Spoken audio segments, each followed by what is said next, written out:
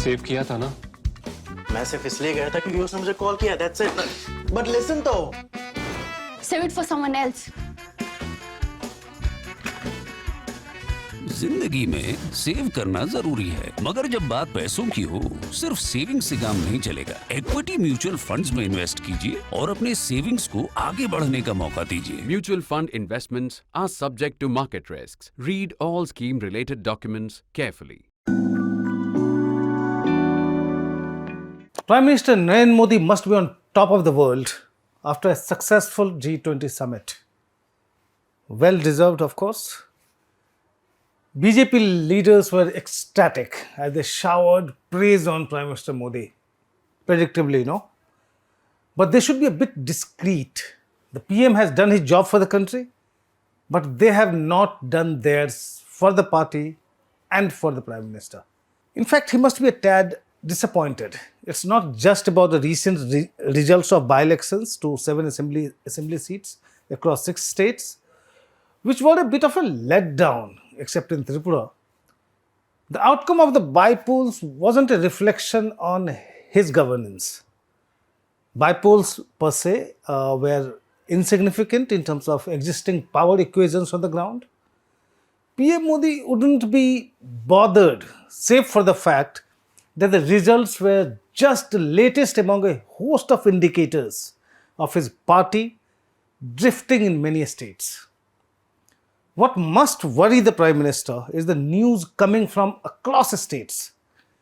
Allegations of corruption and infighting and instances of moral turpitude within the BJP, showing the party in a poor light.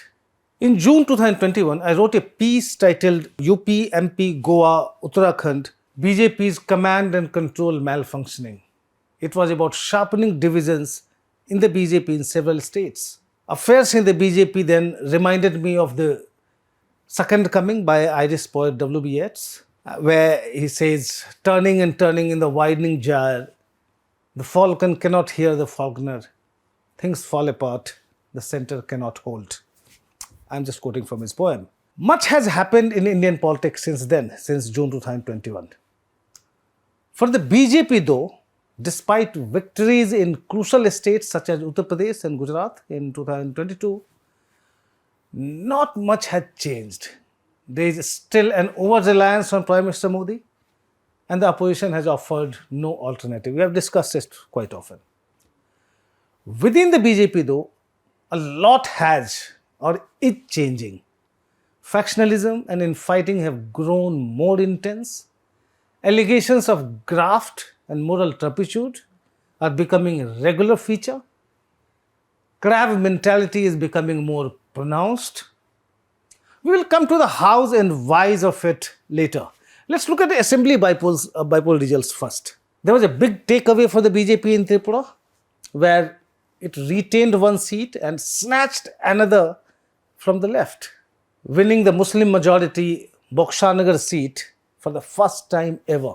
BJP's rivals, of course, have the familiar excuses. They say there was large-scale rigging. The fact is CPM's and its candidates' complacency and indifference is also being talked about. And then there was also rebellion by a former Congress minister and two-term Bokshanagar MLA, Bilal Mian, just 12 days before the by-polls, and he switched to the BJP in support for its candidate, Tafazzal Hossain, another ex-Congress leader. That also contributed to the BJP's victory. You may give any number of explanations, whether it's the indifference of the left candidate or just because some influential Muslim Congress leader shifted side and supported the BJP candidate who is again an ex-congressman. But the fact is that the BJP secured 88% of votes in a constituency that has an estimated 66% Muslim population. That's a big deal for the BJP. Something it hadn't really celebrated enough. BJP National President JP Nadda was quick to congratulate Tripura Chief Minister Manik Saha and other party leaders. And he said, and he tweeted, "This result shows the people's approval of the developmental works carried out by our double-engine government under the guidance of Prime Minister Narendra Modi. That was Nadda's tweet about Tripura. I would say UP CM Yogi Adityanath may have reasons to be upset about his party president's message or tweet. If Tripura results showed people's approval of double engine governance, did UP's Ghosi bypoll loss show things on the contrary in UP? And even the reduced margin of victory in Uttarakhand's Bageshwar constituency for that matter. It was a shocking loss in Ghosi. But can you blame Adityanath for it? BJP insiders say that he was opposed to Dara Singh Chauhan's return to the party. Chauhan had resigned as a minister and quit the BJP ahead of assembly elections last year, accusing the Yogi government of being anti-Dalit and anti-OBCs. He joined the Samajwadi Party and won in Ghosi in the last assembly election, but he was keen to return to the BJP and the Yogi cabinet. But two powerful people close to Amit Shah were backing Chauhan while Yogi was opposing it. And these powerful people were Deputy CM Brajesh Pathak and State BJP Chief Bhupendra Chaudhary, both very close to Amit Shah. And they got the better of Chief Minister Adityanath and brought Chauhan back into the BJP. Now, Chauhan's BSP, SP, BSP, BJP, SP, again BJP, the journey has been remarkable in terms of switching loyalties. He has switched loyalties at least 5 times. Therefore, very few people were surprised when he returned to the BJP only to lose the bypoll in Ghosi. While Chief Minister Adityanath was against Chauhan's return, he campaigned for him nevertheless. There was only that much he could do. It wasn't the first time that the High Command's desire to foist politicians and bureaucrats on Yogi Adityanath backfired. If one starts citing instances, there will be thousands of words to say. That's a story for another day. The Ghosi bypoll results have thrown up some worrying questions about the BJP's strategy. Thanks to central investigation agencies, former UP CM Mayawati has been reconciled to the BSP's shrinking relevance in the state. In 2022, she had fielded a Muslim in Ghosi who ended up with over 54,000 votes and 21% vote share. In this bypoll, the BSP asked its supporters to vote for Nota in Ghosi. There were 1725 Nota votes, 1,725 Nota votes in this bypoll, as against 1,249 in 2022. That means that BSP could add only 476 votes or secured only 476 votes because the party had asked the people to vote for Nota. And there was an increase of only 476 votes compared to last time. So we know that happened to be the BSP's final vote share in a way. So where did the BSP's votes, primarily Muslims and Dalits, go? Given that the BJP's vote share in Ghosi went up by 4 percentage points from 33% to 37% this year, as compared to 15% increase in the SP's vote share during this period, between the two elections.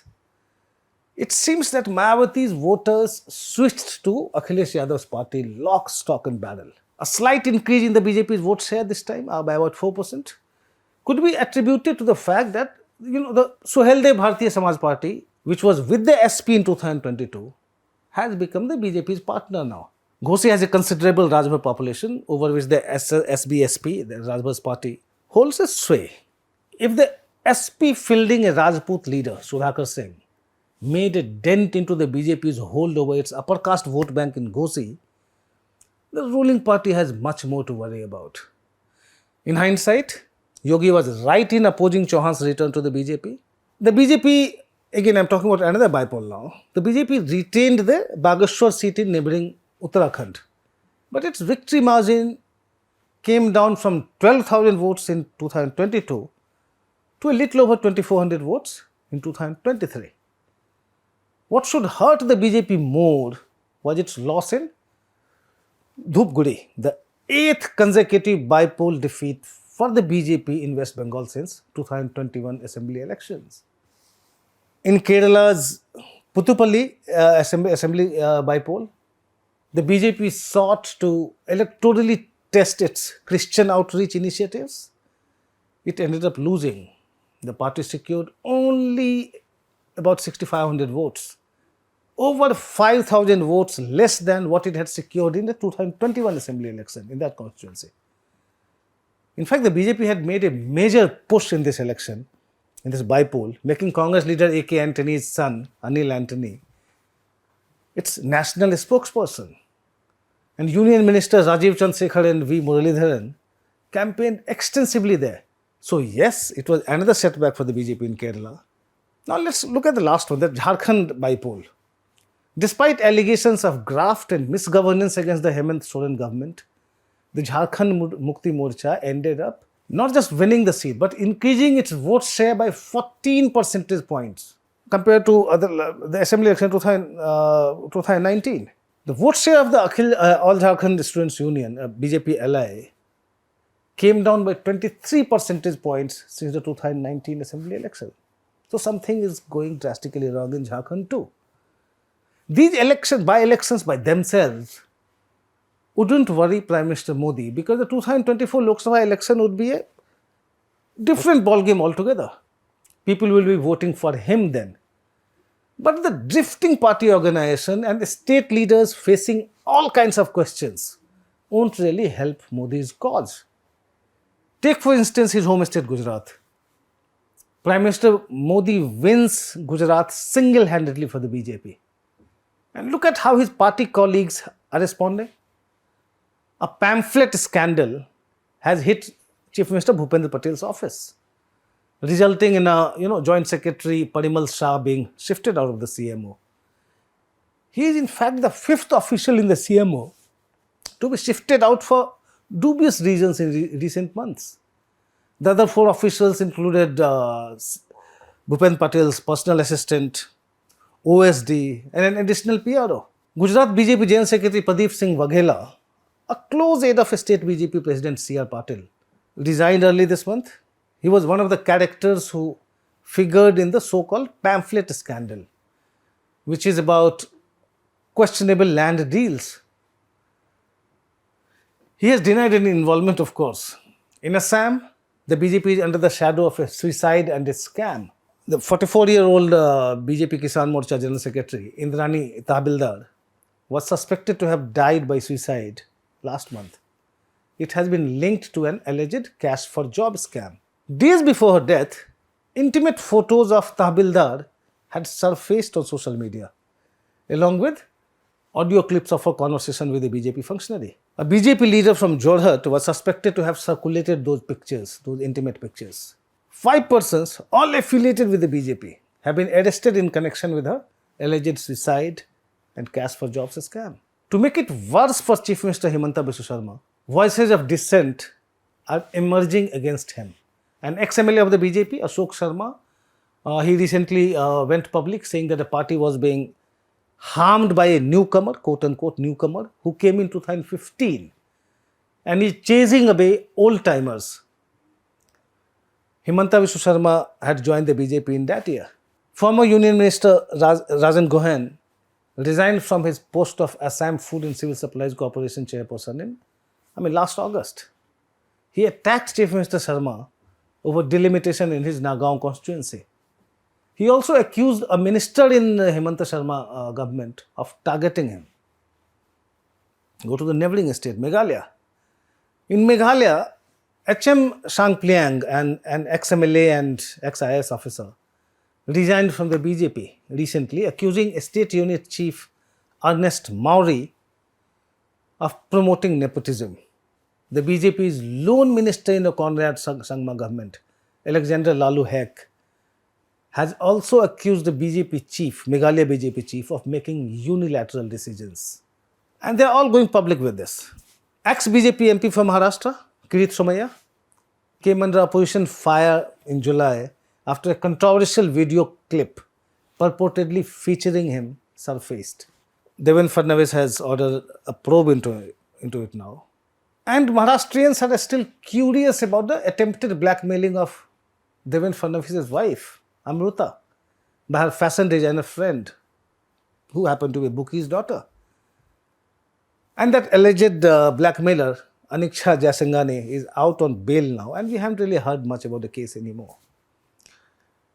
There are too many skeletons coming out of the BJP's cupboards in one state after another. That's when one is not even talking about the BJP High Command's hot and cold war with mass leaders in states like Rajasthan, Madhya Pradesh, Chhattisgarh and Karnataka. Many BJP leaders are also displaying unusual arrogance. The latest being Haryana CM Manohar Lal Khattar publicly mocking a woman who requested him to open a factory in her area so that people could get jobs.